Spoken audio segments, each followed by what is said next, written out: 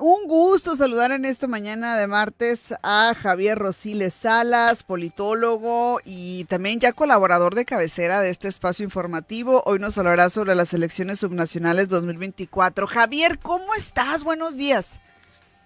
¿Qué tal, estimada Nidia? Pues ya sabes, como siempre, un gusto estar aquí contigo conversando y con tu amplio y amable auditorio de Radio Sonora. No, gracias por tomarnos la llamada. Yo te sigo en redes sociales y veía que por ahí andabas de viaje, entonces ya estás de regreso en México, Javier. Sí, muchas gracias. Pues sí, hay que andar ahí viajando un poco, aprendiendo de otros países, ¿no? Para aplicarlo a nuestro contexto, ¿no? Claro que sí, no, sí, por supuesto, comparar siempre es positivo, y Claro. en el mejor de los ánimos. Qué bueno que ya estás de regreso y el tema electoral sigue, las elecciones, subnacionales 2024, esta alternancia 79 en un ánimo de continuidad, así es como titulas, Javier, más, pues reciente escrito, esta colaboración que me parece por demás interesante. Cuéntanos. Sí, muchas gracias, estimada Nidia. Pues sí, mira, me parece a mí que es importante no solo, digamos, quedarnos con el resultado de la elección federal, ¿no? De la elección nacional, donde, pues bueno, el triunfo de Claudia Sheinbaum, como sabemos, pues fue inobjetable, etcétera.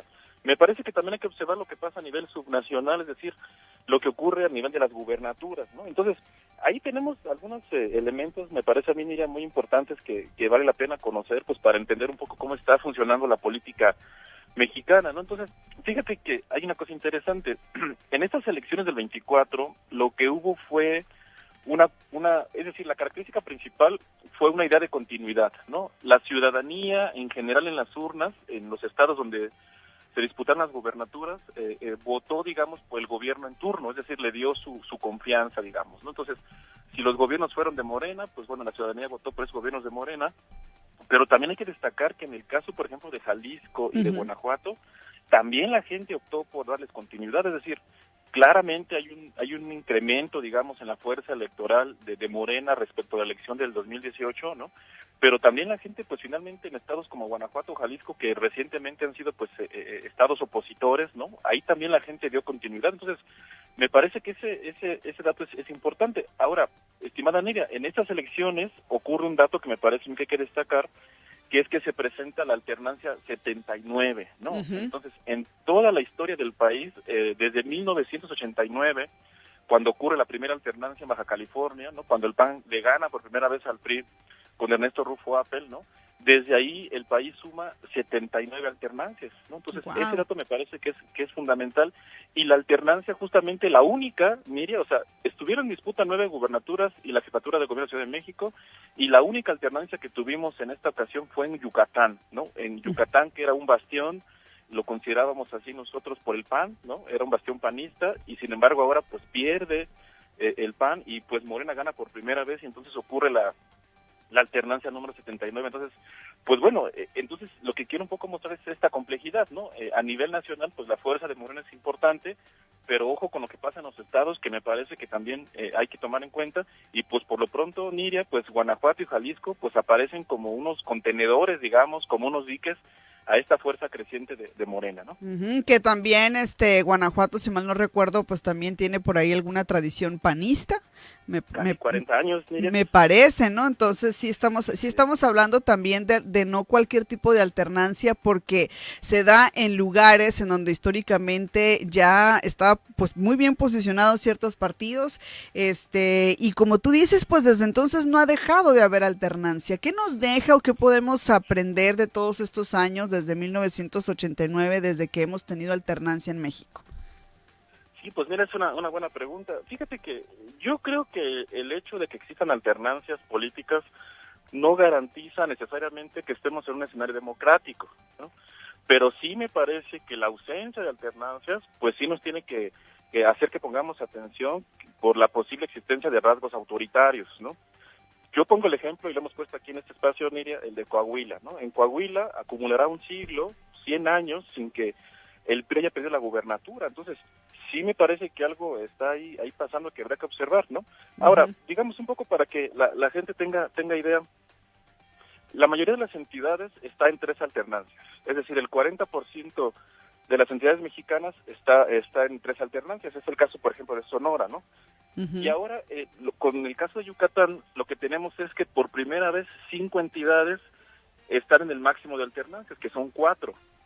Ahí ya están los estados de Michoacán, Nayarit, Nuevo León y Tlaxcala, y ahora se suma Yucatán, ¿no? Entonces, pues lo interesante, mire, es que pues que no irnos con esta idea, digamos, de lo, insisto, lo que pasa a nivel federal, sino que a nivel estatal tenemos unas variaciones importantes. Tenemos Coahuila, donde ha habido una sola alternancia, tenemos ahora 5 entidades, donde ha habido ya 4 alternancias, ¿no? Y entonces, bueno, pues tenemos un panorama, me parece a mí, bastante variado, y eso creo que es bueno, porque habla de esta pluralidad política, que me parece a mí que es saludable, digamos, en un país que aspira pues a una calidad democrática pues mucho mayor, ¿no? Y me encanta porque además haces una tabla en donde estás ejemplificando esto que nos compartes, ¿no? Las alternancias, los subtipos, la cantidad, los estados. Ahí veíamos justamente a Sonora en este apartado donde ha habido 3 alternancias. Ya hemos tenido gobiernos priistas, panistas y actualmente el gobierno de Morena, pues acá, ¿no? En los municipios también me parece que se da, pero en este caso pues aquí ejemplificas a las entidades. ¿Cuál es el reto para los partidos políticos, para los gobiernos, ya con un antecedente ya tan amplio de alternancias en todo el país, desde tu punto de vista, Javier? Sí, estimada Nira, pues mira, yo creo, como algunos autores han comentado, que ya no estamos en la parte de la legitimidad, es decir, me parece que en general tenemos elecciones aceptables, desde luego no son las mejores, no son las más limpias, y hay algunas prácticas que habría que erradicar, pero me parece que la parte de la legitimidad de los gobiernos está más o menos resuelta. Me parece, Nira, que ahora el reto es que estos gobiernos sean eficaces, ¿no? Ahora estamos ante la idea de que, bueno, pues la gente ya decidió, ya votó en este caso por la continuidad, y ahora el reto es que los gobiernos, ¿no?, que encabezan estos partidos, pues sean eficaces, ¿no? Es decir, que den resultados a la ciudadanía, porque pues para eso justamente los contratan, ¿no? Es decir, en las elecciones, pues lo que uno hace realmente, Nidia, es contratar un proyecto, ¿no? Contratar un proyecto de desarrollo, un proyecto de progreso. Y entonces, pues bueno, el reto es justamente que esos gobiernos pues den resultados, ¿no? Y ahí, pues lo hemos comentado aquí, uno de los retos principales es el de seguridad, ¿no? Me parece que ahí es donde estamos esperando pues que haya una coordinación mucho mayor entre el gobierno federal y estatales, y pues bueno, ahí está el reto, y ojalá que por el bien, es decir, sea del partido que sea, estimada Nidia, que den resultados, ¿no te parece? Me parece muy bien. Yo pondría de ejemplo, y te iba a preguntar, ¿no? Pero también me voy a permitir poner de ejemplo, que en algunos casos, algunos lugares en donde en su momento se dio la alternancia, les ha funcionado y siguen votando por un mismo proyecto o por un tipo de proyecto similar porque les ha funcionado. Sería el caso de Ciudad de México.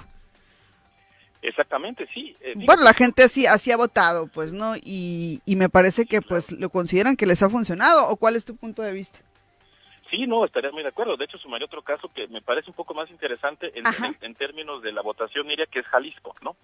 Okay. Porque en Jalisco hay un proyecto de Movimiento Ciudadano que, como tú sabes, pues es un partido pues no tan grande, digamos, que no gobierna tantos estados, solamente Nuevo León y Jalisco, y sin embargo la gente pues decide, como dices tú, hay un proyecto que le da con ciertas características, que se ha preocupado, por ejemplo, por cuestiones metropolitanas, eso es muy importante, ¿no?